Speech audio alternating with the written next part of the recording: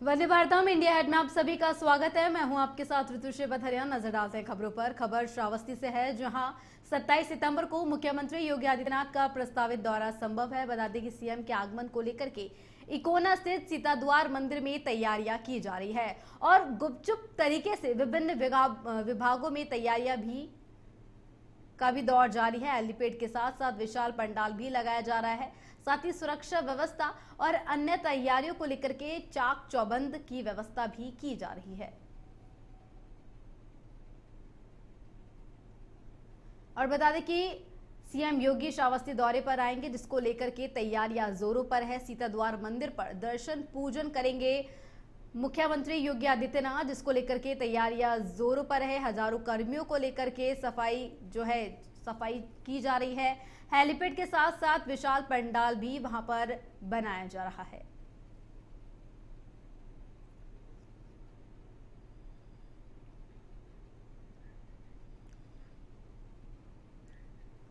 खबर फिरोजाबाद के शिकोहाबाद से है, जहां पुलिस और बदमाश के बीच मुठभेड़ हो गई है। मुखबिर से मिली सूचना पर पुलिस ने चेकिंग अभियान चलाया। सूचना थी कि अन्य साथियों के साथ बदमाश किसी घटना को अंजाम देने की फिराक में था। चेकिंग के दौरान बाइक पर सवार बदमाश को देखा गया, जिस पर उसने पुलिस पर फायरिंग कर दी। जवाबी कार्रवाई में पुलिस की गोली उसके पैर में लगी और वह घायल हो गया। पुलिस ने गिरफ्तार कर आरोपी से एक तमंचा, 2 कारतूस और एक मोटरसाइकिल भी बरामद कर ली है। आरोपी की पहचान रुकनपुरा थाना क्षेत्र निवासी बारिश के रूप में हुई है।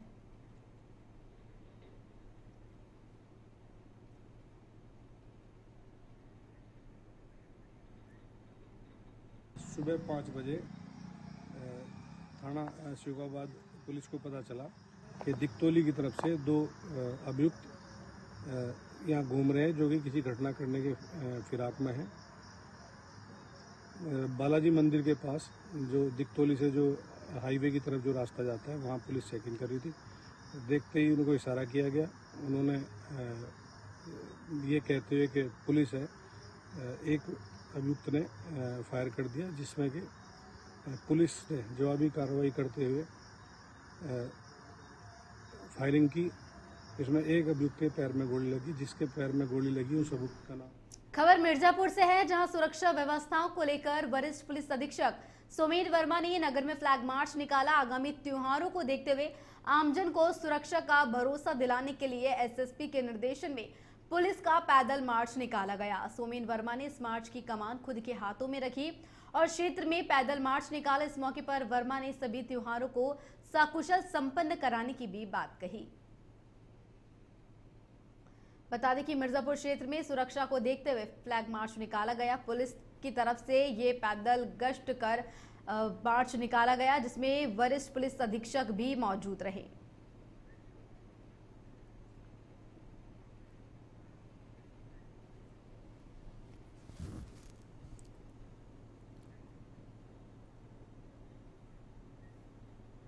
खबर हरदोई के देहात कोतवाली थाना क्षेत्र से है, जहां लखनऊ हाईवे पर पराग डेयरी के पास 2 बाइकों की आमने सामने भिड़ंत हो गई। हादसे में 3 लोगों की मौत हो गई है। हादसे के बाद आसपास के क्षेत्र में कोहराम मच गया। मौके पर पहुंची पुलिस ने शवों को पोस्टमार्टम के लिए भेज दिया है। तो वहीं परिजनों के पहुंचते ही अस्पताल में माहौल गमगीन हो गया। परिजनों का रो रो कर बुरा हाल है। तो वहीं मामले में सीओ सिटी अंकित मिश्रा ने बताया कि हादसा तेज रफ्तार के कारण हुआ है। शवों को पोस्टमार्टम के लिए मोर्चरी में रखवा दिया गया है। मामले की जांच की जा रही है और आवश्यक कार्रवाई भी की जाएगी।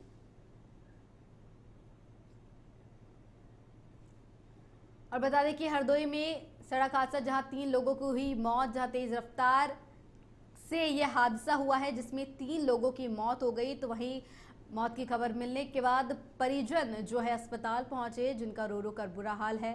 तो वहीं पुलिस भी मौके पर मौजूद रही और उनकी तरफ से आश्वासन दिया गया है कि आवश्यक कार्रवाई की जाएगी।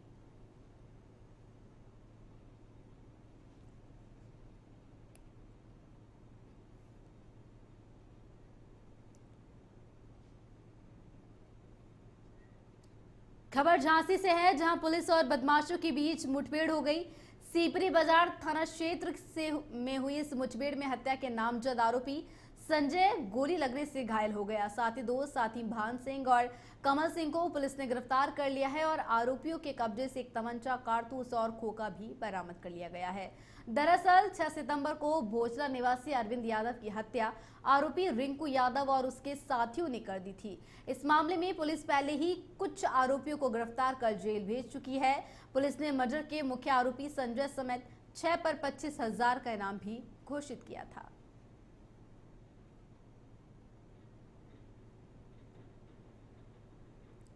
थाना सीपरी बाजार के अंतर्गत गांव भोजला में दिनांक 8/9/2025 को एक अरविंद यादव नाम के व्यक्ति की कुछ व्यक्तियों द्वारा गोली मारकर हत्या कर दी गई थी। तत्समय उस प्रकरण में एक अभियोग पंजीकृत हुआ था। आज उसी प्रकरण में थाना सीपरी बाजार पुलिस को किसी मुखबिर द्वारा सूचना दी गई कि अभियोग से संबंधित एक नामजद अभियुक्त तथा उसके 2 साथी लकारा पुलिया पर मौजूद हैं। इस सूचना पर स्वाट तथा सीपरी बाजार पुलिस मौके पर पहुंचे तो 3 व्यक्ति जो वहां मौजूद थे पुलिस को देखकर दूर से ही भागने लगे। जब पुलिस ने उन्हें रोकने का प्रयास किया तो उन्होंने पुलिस पार्टी पर फायरिंग कर दी। फायरिंग जान से मारने की नीयत से की गई फायरिंग में आत्मरक्षार्थ पुलिस ने जवाबी फायरिंग की तो जवाबी फायरिंग में एक व्यक्ति के पैर में गोली लगी और 2 अन्य व्यक्तियों को आवश्यक मिनिमम बल का प्रयोग करते हुए पुलिस टीम द्वारा मौके। खबर सीतापुर से है, जहां मिशन शक्ति अभियान के तहत महिला पुलिसकर्मी भी अब अपराधियों के खिलाफ दुर्गा का रूप धारण कर सामने आ रही है। सीतापुर पुलिस की महिला दरोगा ने एक बड़ी कार्रवाई करते हुए नाबालिग से दुष्कर्म के आरोपी को मुठभेड़ में गिरफ्तार कर लिया है। पुलिस को मुखबिर से मिली सूचना के आधार पर नेशनल हाईवे के पास नाकाबंदी की गई। पुलिस को देखते ही आरोपी राशिद खान ने टीम पर फायरिंग कर दी। जवाबी कार्रवाई में पुलिस की ओर से चलाई गई गोली आरोपी को लगी और वह घायल हो गया। आरोपी पर मकान मालिक की मानसिक बीमार नाबालिग बेटी से दुष्कर्म करने का आरोप है।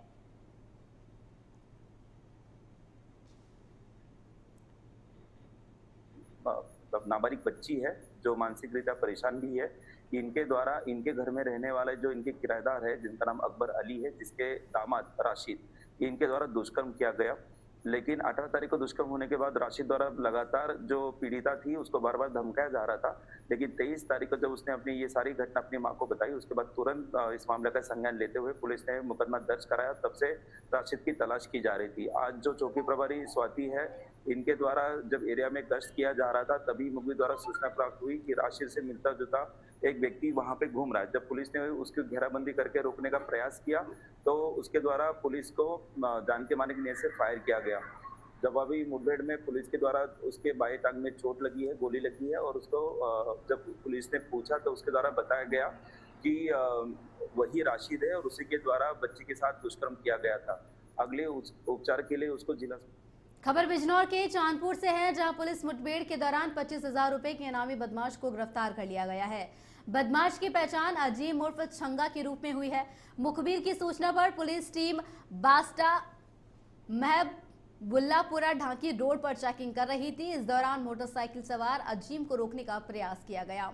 बदमाश ने पुलिस टीम पर फायरिंग कर दी। जवाबी कार्रवाई में पुलिस की गोली अजीम के पैर में लगी और वह घायल हो गया। जानकारी के अनुसार आरोपी पर लूट, चोरी, गोकशी के 17 मुकदमे दर्ज है।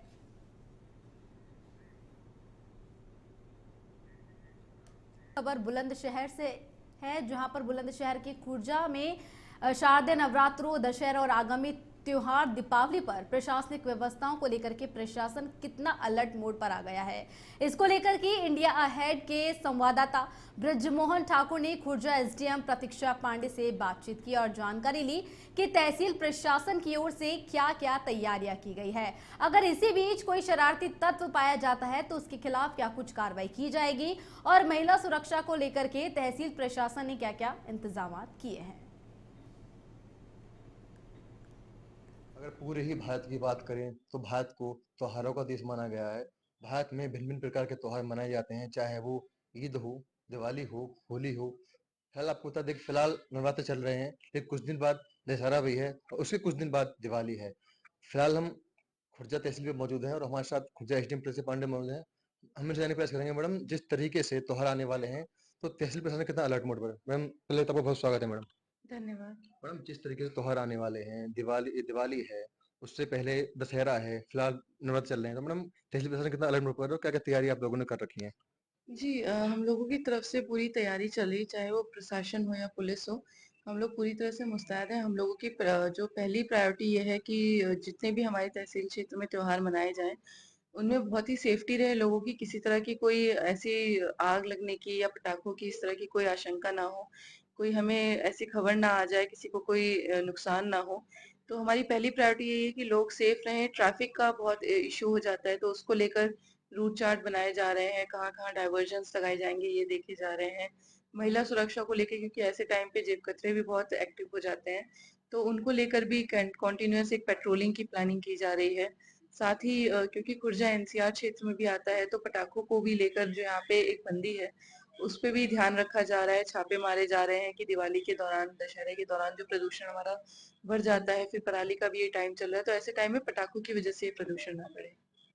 तो ये हमारे साथ खुर्जा एसडीएम प्रीति पांडे मौजूद थी। उन्होंने बताया कि जिस तरीके से त्योहार आने वाले हैं, त्योहारों को शांतिपूर्वक मनाएं। अगर मिलावटखोरी करता हुआ कोई पाया जाता है, तो तत्काल रूप से प्रशासन को सूचित करें, जिसके खिलाफ उचित कार्रवाई की जाए। आप देखें इंडिया हेड, मैं लक्ष्मण ठाकुर, बुलंदशहर, उत्तर प्रदेश। जालौन में कूलर गोदाम में लगी आग, जहां आग लगने से हजारों रुपए का जो है नुकसान हुआ है। सूचना के बाद मौके पर पहुंचे फायर ब्रिगेड और पुलिस, तो वहीं दमकल कर्मियों ने आग पर काबू पाया। उरई कोतवाली क्षेत्र गांधी मार्ग की ये पूरी घटना है, जहां पर एक कूलर फैक्ट्री में आग लग गई।